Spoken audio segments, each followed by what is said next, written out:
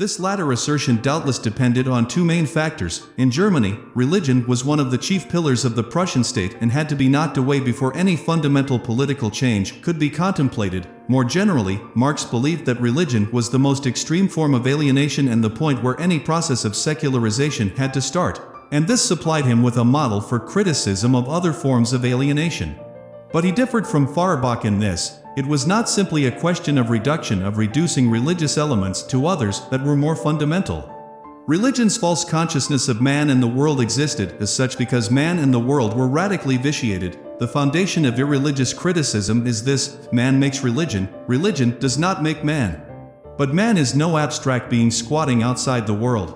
Man is the world of man, the state, society. This state and this society produce religion's inverted attitude to the world because they are an inverted world themselves. Religion was the necessary idealistic completion of a deficient material world, and Marx heaped metaphor on metaphor. Religion is the general theory of this world, its encyclopedic compendium, its logic in popular form, its spiritual point d'honneur, its enthusiasm, its moral sanction, its solemn complement, its universal basis for consolation and justification. Marx continued with a series of brilliant metaphors to show that religion was at one and the same time both the symptom of a deep social malaise and a protest against it. Religion nevertheless stood in the way of any cure of social evil, since it tended at the same time to justify them. Thus, the struggle against religion is indirectly the struggle against that world whose spiritual aroma is religion. Religious suffering is at the same time an expression of real suffering and a protest against real suffering. Religion is the sigh of the oppressed creature, the feeling of a heartless world and the soul of soulless circumstances. It is the opium of the people. The criticism of religion is therefore the germ of the criticism of the Valley of Tears, whose halo is religion. Marx did not write much about religion, Engels wrote much more, and this is the most detailed passage in all his writings. What he said here, that religion is a fantasy of alienated man, is thoroughly in keeping with his early thought. Later, the element of class ideology was to be much more dominant. He thought religion at once important and unimportant. Important, because the purely spiritual compensation that it afforded men detracted from efforts at material betterment. Unimportant, because its true nature had been fully exposed, in his view, by his colleagues, particularly by Feuerbach. It was only a secondary phenomenon and, being dependent on socio-economic circumstances, merited no independent criticism. Attempts to characterize Marxism as a religion, although plausible within their own terms, confuse the issue, as also do attempts to claim that Marx was not really an atheist. This is the usual approach of writers who stress the parallel between Marxism and the Judeo-Christian history of salvation, though some say that Marx took over this tradition when already secularized by Schelling or Hegel into an aesthetic or philosophical revelation. It is true that Marx had in mind the religion of contemporary Germany dominated by a dogmatic and over-spiritual Lutheranism, but he wrote about religion in general and his rejection was absolute. Unlike so many early socialists, Weitling, Saint-Simon, Fourier, he would brook no compromise. Atheism was inseparable from humanism, he maintained. Indeed, given the terms in which he posed the problem, this was undeniable. It is, of course, legitimate to change the meaning of atheism in order to make Marx a believer malgré lui, but this tends to make the question senseless by blurring too many distinctions. Marx then turned from a summary of past criticism and what it had achieved to current developments. Criticism has plucked the imaginary flowers from the chains, not so that man may bear chains without any imagination or comfort, but so that he may throw away the chains and pluck living flowers. The criticism of religion disillusions man so that he may think, act, and fashion his own reality as a disillusioned man come to his senses, so that he may revolve around himself as his real sun. Religion is only the illusory sun which revolves around man as long as he does not revolve around himself. A criticism had, consequently, to turn to a deeper alienation, that of politics. It is therefore the task of history, now the truth is no longer in the beyond, to establish the truth of the here and now. The first task of philosophy, which is in the service of history once the holy form of human self-alienation has been discovered, is to discover self-alienation in its non-religious forms. The criticism of heaven is thus transformed into the criticism of earth, the criticism of religion into the criticism of law, and the criticism of theology into the criticism of politics. Following this introduction, the body of Marx's article consisted of two parts: an analysis of the gap between the reactionary nature of German politics and the progressive state of German philosophy, and the possibilities of revolution arising from this contrast. Marx began by pointing out that even the necessary negation of Germany's present was anachronistic and would still leave Germany 50 years behind France. Indeed, German history can congratulate itself on following a path that no people in the historical firmament have taken before and none will take after it. For we have shared with modern peoples in restorations without sharing their revolutions. We have had restorations, firstly because other peoples dared to make a revolution, and then because they suffered a counter-revolution, because our masters were at the one moment afraid and at another not afraid. Without shepherds at our head, we always found ourselves in the company of freedom only once in the day of its burial. But there was, Marx argued, one aspect in which Germany was actually in advance of other nations and which afforded her the opportunity for a radical revolution, her philosophy. This view, shared by all the contributors to the Deutsch-Französische Bücher, made them appear to the French as some sort of missionaries. It had been current in the young Hegelian movement since Heine, in his History of Religion and Philosophy in Germany, written in 1835, had drawn a parallel between German philosophy and French politics and prophesied a radical revolution for Germany as a consequence. To be at the heart of contemporary questions, it was German philosophy that had to be criticized. In Germany, it was only political philosophy that was abreast of modern conditions. Marx then clarified his own position by pointing to two different attitudes, both of which seemed to him to be inadequate. The first, which in some respects recalled the views of Feuerbach, Marx called the practical political party. This party is justified in demanding the negation of philosophy.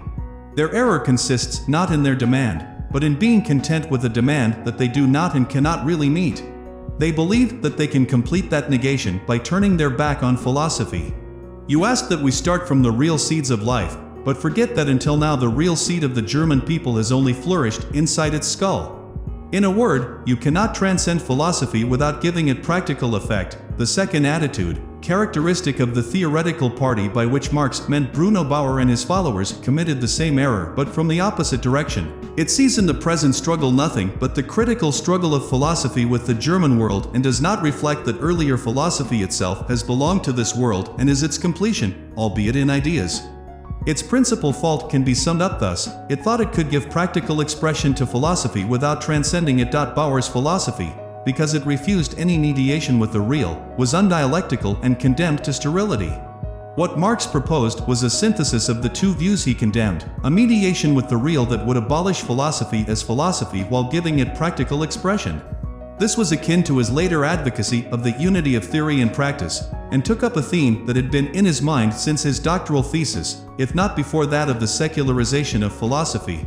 From Tsiolkovsky's Praxis in 1838 to Hesse's Philosophy of Action in 1843, this was a theme central to Hegel's disciples trying to break loose from their master's system so as to get to grips with contemporary events. It was along these lines that Marx saw the only possible way of solving Germany's political problems. In the second part of his article, Marx then turned to an exploration of the possibility of a revolution that would not only eliminate Germany's backwardness, but also thrust her into the forefront of European nations by making her the first to have achieved emancipation that was not merely political. Thus he put the question: can Germany achieve a praxis that will be equal to her principles, i.e., can she achieve a revolution that will not only raise her to the official level of modern peoples, but to the human level that is the immediate future of these peoples? By way of a preliminary answer, Marx recapitulated his previous conclusion: the weapon of criticism cannot, of course, supplant the criticism of weapons. Material force must be overthrown by material force. But theory, too, will become material force as soon as it seizes the masses. Theory is capable of seizing the masses as soon as its proofs are ad hominem and its proofs are ad hominem as soon as it is radical. To be radical is to grasp the matter by the root. But for man, the root is man himself. The manifest proof of the radicalism of German theory and its practical energy is that it starts from the decisive and positive abolition of religion. The criticism of religion ends with the doctrine that man is for himself the highest being that is, with the categorical imperative to overthrow all systems in which man is humiliated, enslaved, abandoned and despised. The importance of the weapon of criticism for Germany was shown by Luther's revolution of theory, the Reformation. Of course, this revolution was an incomplete one. Luther had merely internalized man's religious consciousness. He had destroyed faith in authority by restoring the authority of faith. But although Protestantism had not found the true solution, at least its formulation of the problem had been correct. The present situation of Germany was similar to that which preceded the Reformation. The only difference was that philosophy took the place of theology, and the result would be a human emancipation instead of one that took place entirely within the sphere of religion. In the final, pregnant pages of the article, Marx drew from his somber review of the German scene the optimistic conclusion that the revolution in Germany, as opposed to France, could not be partial and had to be radical, and only the proletariat, in alliance with philosophy, would be capable of carrying it out. Marx began with the difficulties that seemed to stand in the way of a radical German revolution. Revolutions need a passive element, a material basis. A theory will only be implemented among a people insofar as it is the implementation of what it needs. And a radical revolution can only be a revolution of radical needs whose presuppositions and breeding ground seem precisely to be lacking. But the very fact that Germany was so deficient politically indicated the sort of future that awaited her. Germany is the political deficiencies of the present constituted into a world of their own, and as such will not be able to break down specifically German barriers without breaking down the general barriers of the political present. What was utopian for Germany was not a radical revolution that would achieve the complete emancipation of mankind, but a partial revolution, a revolution that was merely political, a revolution that leaves the pillars of the house still standing. Marx then characterized a purely political revolution, obviously taking the French Revolution as his paradigm. A part of civil society emancipates itself and achieves universal domination. A particular class undertakes the general emancipation of society from its particular situation. This class frees the whole of society, but only on the supposition that the whole of society is in the same situation as this class that it possesses, or can easily acquire. For example, money and education. No class could occupy this special situation in society without arousing an impulse of enthusiasm in itself and among the masses. It is a moment when the class fraternizes with society in general and merges with society. It is identified with society and is felt and recognized as society's general representative. Its claims and rights are truly the claims and rights of society itself, of which it is the real social head and heart, and for a class to be able to seize this emancipatory position, there had to be a polarization of classes. One particular class must be a class that rouses universal reprobation and incorporates all deficiencies. One particular social sphere must be regarded as the notorious crime of the whole society, so that the liberation of this sphere appears as universal self-liberation. So that one class par excellence may appear as the class of liberation, another class must conversely be the manifest class of oppression. This, according to Marx, was the situation in France before 1789, when the universally negative significance of the French nobility and clergy determined the universally positive significance of the class nearest to them and opposed to them, the bourgeoisie. In Germany, the situation was very different. For there every class lacked the cohesion and courage that could cast it in the role of the negative representative of society. And every class also lacked the imagination to identify itself with the people at large. Class consciousness sprang from the oppression of a lower class rather than from defiant protest against oppression from above. Progress in Germany was thus impossible, for every class was engaged in a struggle on more than one front. Thus the princes are fighting against the king, the bureaucracy against the nobility, the bourgeoisie against all of them, while the proletariat is already beginning its fight against the bourgeoisie.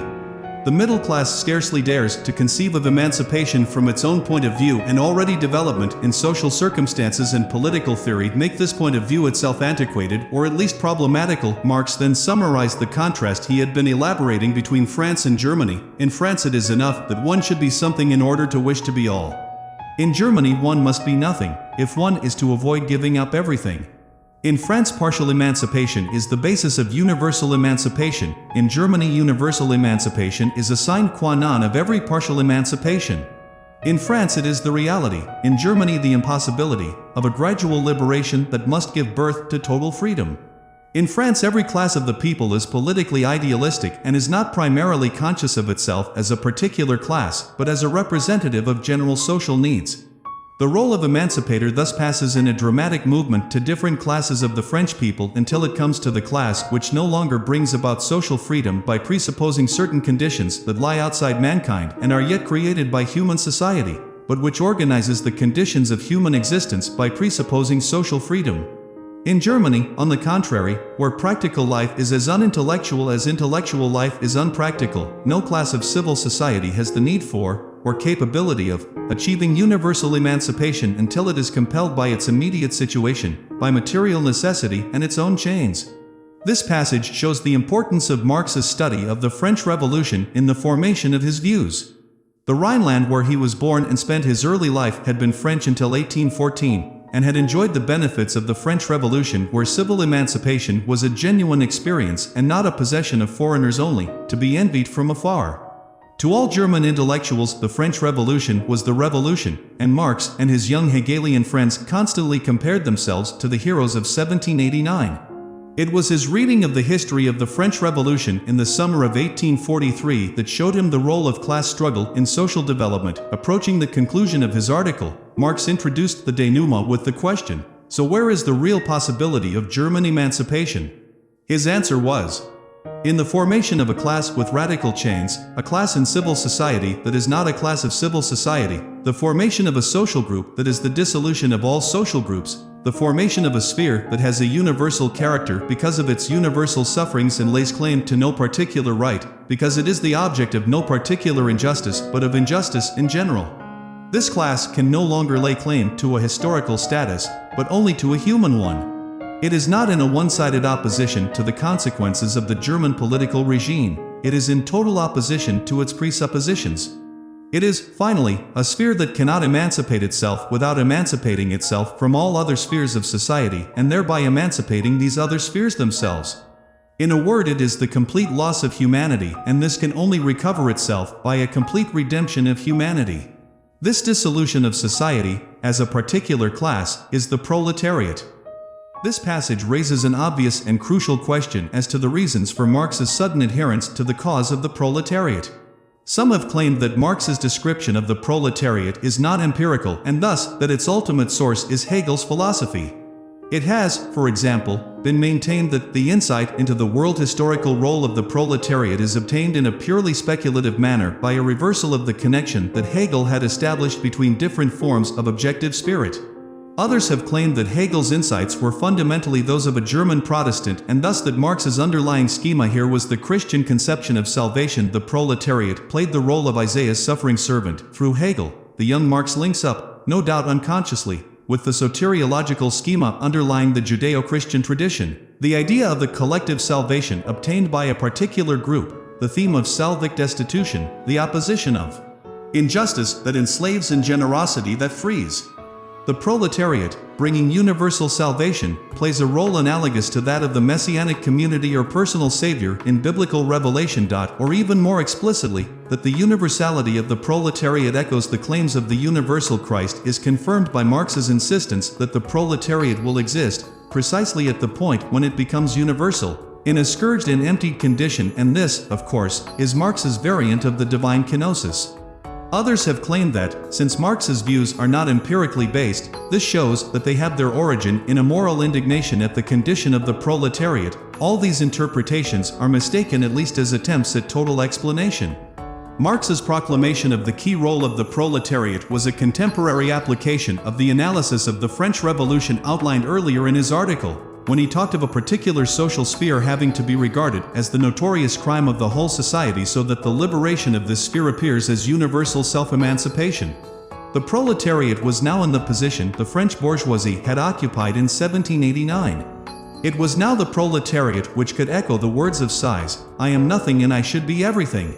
The context thus shows that Marx's account of the role of the proletariat was drawn from his study of the French Revolution. However much his language may be that of young Hegelian journalism. To this historical base was added a distillation of contemporary French socialist ideas. For 3 months already Marx had lived and worked with prominent socialists in Paris.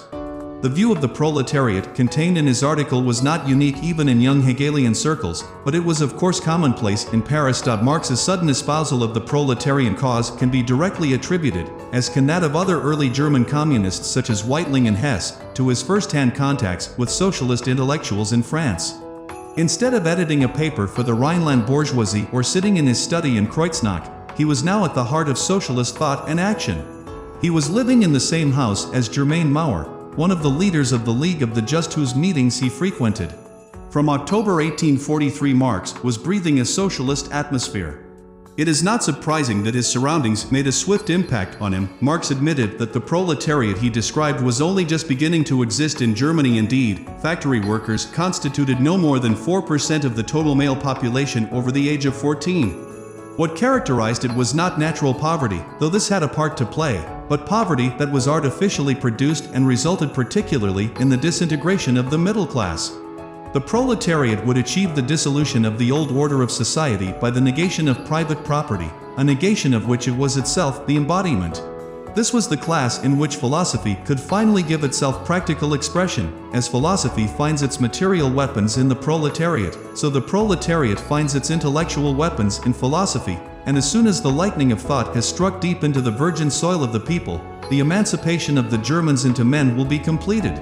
The signal for this revolution would come from France. When all internal conditions are fulfilled, the day of German resurrection will be heralded by the crowing of the Gallic cock. The first double number of the Deutsch-Französische Jahrbucher was also the last. Having clamped down on the press inside Prussia, the government there was particularly anxious to avoid the importation of seditious literature. The propagation of communist ideas was explicitly forbidden in Prussia, and several of the articles in the Jahrbucher had a distinctly socialist flavor. The German authorities acted swiftly. The journal was banned in Prussia, several hundred copies being seized on entry.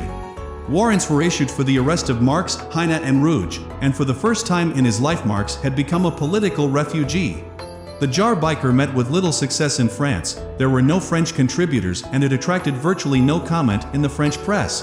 Froebel withdrew from the enterprise, both because he was unwilling to risk losing more money and because he disliked the revolutionary tone of the first number. But the fate of the Jahrbucher was finally sealed by the increasing divergence in the views of the two co-editors. Rouge had been ill during the weeks immediately preceding publication, and most of the crucial editorial work had fallen on Marx. Rouge was rather dismayed to see that the general impression left by the body of the Jahrbucher was considerably different from his own vaguely humanist preface. He appreciated the articles by Marx, but thought them too stylish and epigrammatic. There were also problems of finance. Rouge had paid Hess in advance for articles he in fact failed to write, and wanted it back immediately, which annoyed Hess, who had no money, and knew anyway that Rouge had just made a considerable amount through lucky speculation in railway shares. Marx urged Rouge to continue publication. Rouge refused, and by way of payment for Marx's contributions gave him copies of the single issue of the Jahrbucher.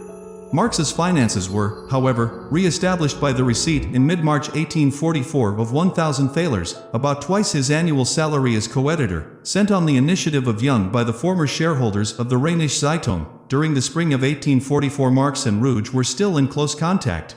What led to the final break between them was Marx's overt adoption of communism and his rather bohemian lifestyle. He had not used the term communism in the Jahrbucher, but by the spring of 1844 Marx had definitely adopted the term as a brief description of his views. Rouge could not stand communists. They wished to liberate people, he wrote to his mother with the bitterness of one whose financial resources had been called on just once too often, by turning them into artisans and abolishing private property by a fair and communal repartition of goods, but for the moment they attached the utmost importance to property and in particular to money. Their ideas, he wrote further, lead to a police state and slavery. To free the proletariat intellectually and physically from the weight of its misery, they dream of an organization that would generalize this misery and make all men bear its weight. Rouge had a strong Puritan streak and was also exasperated by the sybaritic company Marx was keeping. The poet Herwegh had recently married a rich banker's daughter and was leading the life of a playboy. According to Rouge, one evening our conversation turned to the relations of Herwegh with the Countess Diegold. I was just at that time occupied in trying to restart the Jahrbucher and was outraged by Herwegh's style of life and laziness. I referred to him several times as a wanton and said that when someone got married he ought to know what he was doing. Marx said nothing and took friendly leave of me. But the next day he wrote to me that Herwegh was a genius with a great future in front of him and that he had been angry to hear me treat him as a wanton, adding that I had a narrow-minded outlook lacking in humanity. He could no longer work with me as I was only interested in politics, whereas he was a communist. Thereafter the break between the two men was complete. Marx publicized these disagreements later that summer by means of a sharp attack on an article Rouge had written concerning a weavers' revolt in Silesia.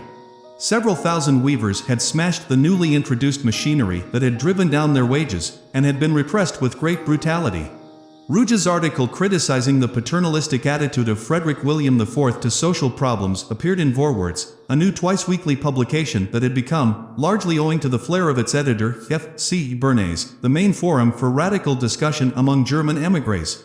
Bernays, who had recently fled from Baden, was a journalist of some resource. In order to make the conservative press in Germany appear ridiculous, he had once wagered that in 1 week he could get them to print 50 items of manifest stupidity. He won his bet and republished the items in book form. In his article, Ruge rightly denied that the Weavers' Rebellion was of any immediate importance. No social revolt, he said, could succeed in Germany since political consciousness was extremely underdeveloped and social reform sprang from political revolution. Marx published his reply in Vorwärts at the end of July 1844. Pai attached a quite unrealistic weight to the Weavers' actions and favorably contrasted the scale of their revolt with workers' revolts in England. A political consciousness was not sufficient to deal with social poverty. England had a very developed political consciousness, yet it was the country with the most extensive pauperism. The British government had an enormous amount of information at its disposal, but, after 2 centuries of legislation on pauperism, could find nothing better than the workhouse. In France, too, the Convention and Napoleon had unsuccessfully tried to suppress beggary. Thus the fault was not in this or that form of the state as Ruge believed, and the solution could not be found in this or that political program. The fault lay in the very nature of political power. From the political point of view, the state and any organization of society are not two distinct things. The state is the organization of society. Insofar as the state admits the existence of social abuses, it seeks their origin either in natural laws that no human power can control or in the private sector which is independent of it, or in the inadequacy of the administration that depends on the state. Thus, Britain sees misery as founded in the natural law according to which population must always outstrip the means of subsistence. On the other hand, it explains pauperism by the cussedness of the poor, whereas the King of Prussia explains it by the unchristian spirit of the rich, and the Convention by the counter-revolutionary and suspicious attitude of the property owners. Therefore, Britain punishes the poor, the King of Prussia exhorts the rich, and the Convention beheads the property owners. Thus, if the state wanted to transcend the impotence of its administration, it would have to abolish itself. For the more powerful the state and the more developed the political consciousness of a nation, the less it was disposed to seek the cause of social ills in the state itself. Marx once again substantiated his point by reference to the French Revolution, whose heroes, far from seeing the source of social defects in the state, see in social defects the source of political misfortunes. Thus, for Marx, it was not political consciousness that was important. The Silesian Revolt was even more important than revolts in England and France, because it showed a more developed class consciousness. After favorably comparing Weitling's works with those of Proudhon and the German bourgeoisie, Marx repeated his prediction made in the Deutsche Französische Arbeitet of the role of the proletariat and the chances of a radical revolution. The German proletariat is the theoretician of the European proletariat, as the English proletariat is its economist and the French its politician. It must be admitted that Germany has a vocation for social revolution that is all the more classic in that it is incapable of political revolution.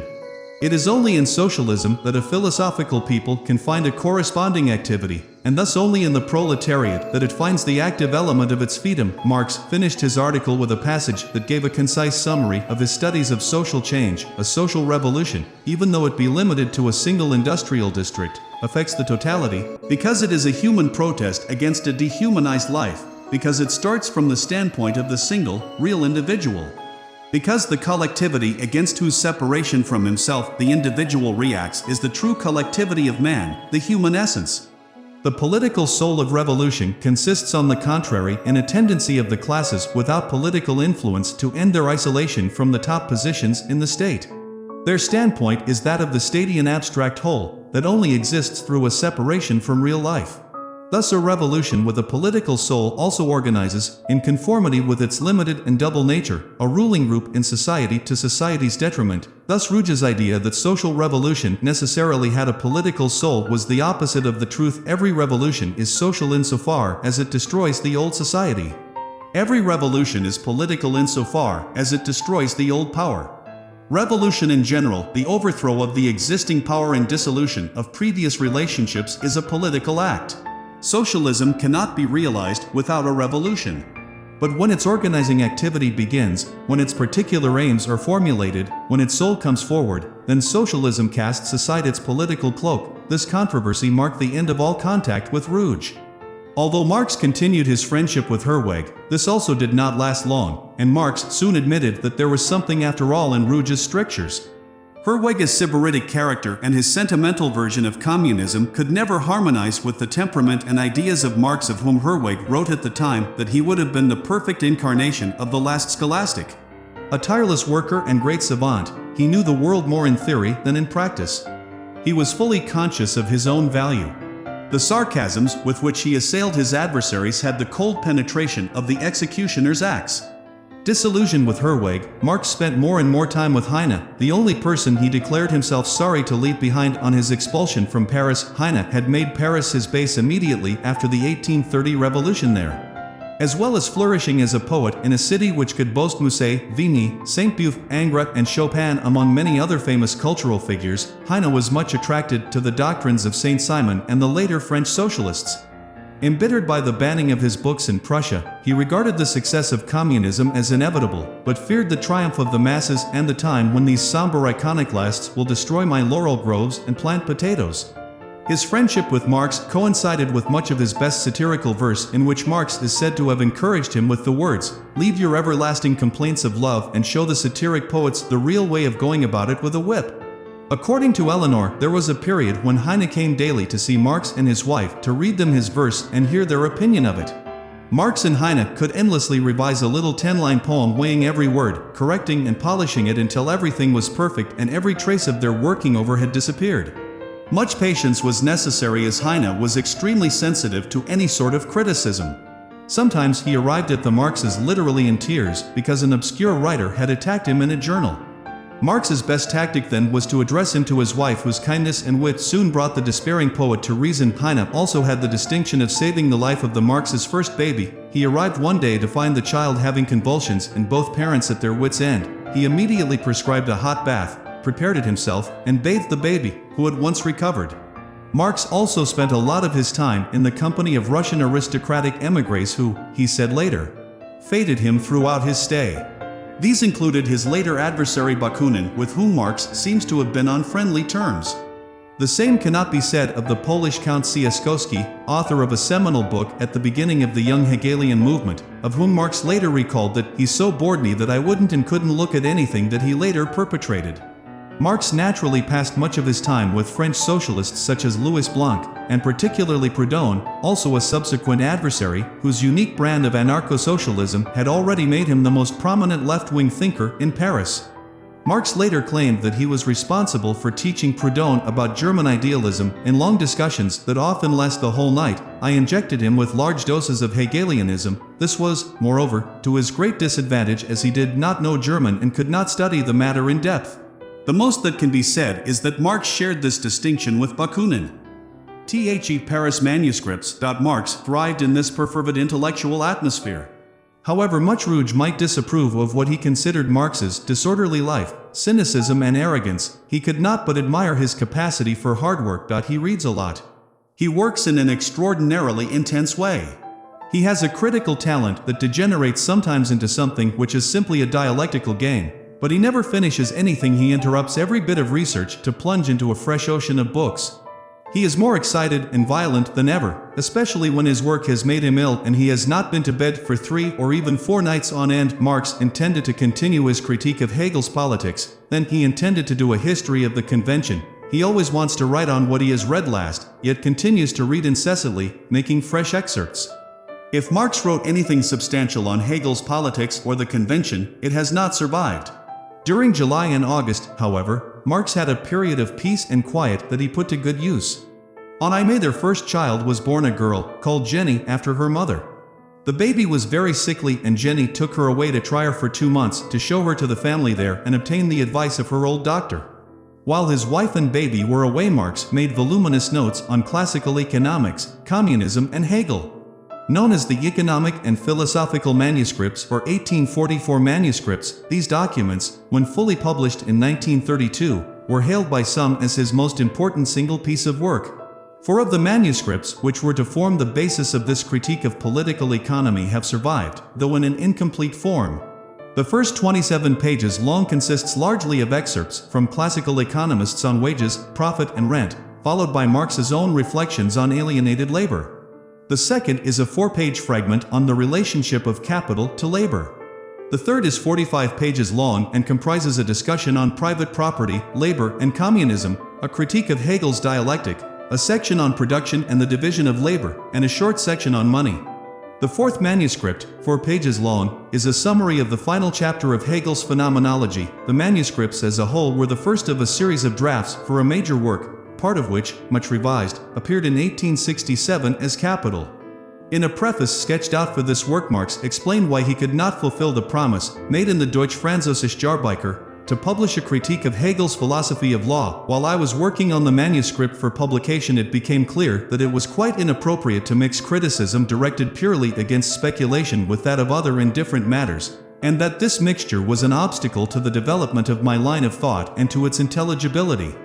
Moreover, the condensation of such rich and varied subjects into a single work would have permitted only a very aphoristic treatment, and furthermore such an aphoristic presentation would have created the appearance of an arbitrary systematization that he therefore proposed to deal with the various subjects, among them law, morals, politics, in separate booklets, beginning with political economy and ending with a general treatise showing the interrelationship between the subjects and criticizing the speculative treatment of the material.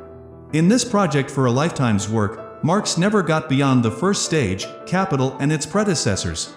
Marx had been reading economics in a desultory manner since the autumn of 1843, and by the spring of 1844 he had read and excerpted all the main economists from Bois-Guilbert and Quesnay in the late 17th century to James Mill and Say. He also mentioned his debt to unspecified French and English socialists and, among his fellow countrymen, to Weitling, Hess and Engels. Marx had been much impressed by Engels' essay in the Deutsch-Französische Jahrbucher entitled Outlines of a Critique of Political Economy, and excerpts from it headed Marx's Paris notebooks. Central to the article was an indictment of private property and of the spirit of competition that it engendered. The recurrent crises were the result of anarchy in production, the growth and accumulation of capital involving a lowering of salaries, and accentuated the class struggle.